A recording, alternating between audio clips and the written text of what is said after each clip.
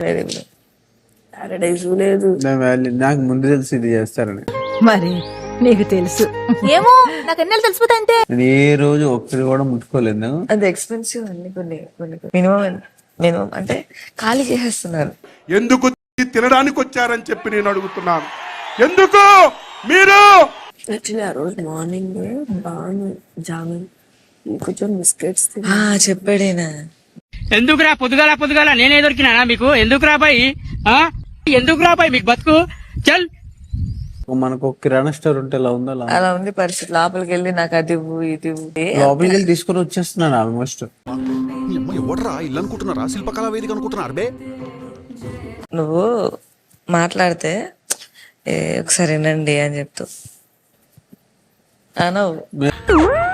ఆ ముక్క నాకు ముందే చెప్పాలరా జఫా. అసలు అంతా అంటాడా?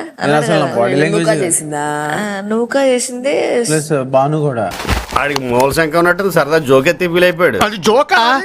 మనోడికి అర్థం కానట్టుంది. బాను చాలా ఎక్కువ చేస్తాడు. బాను కనిపెట్టలేదు. నేను కనిపెట్టలేదు. ఎవరిది చేస్తున్నారు? క్రిష్ వానికి బాగా బలిసిందిరా, వాని గూబె ఎట్లా పగల కొట్టాలరా మనం. కొన్ని ఇమిటేషన్స్ లో పోతా.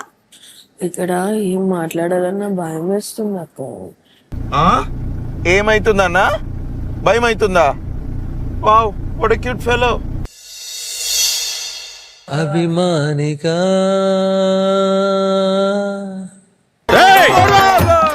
ఆపరాని రాగాలు వింటే జనాలు రోగాలు వచ్చి పోయేటట్టున్నారు. ఎవడరా నువ్వు?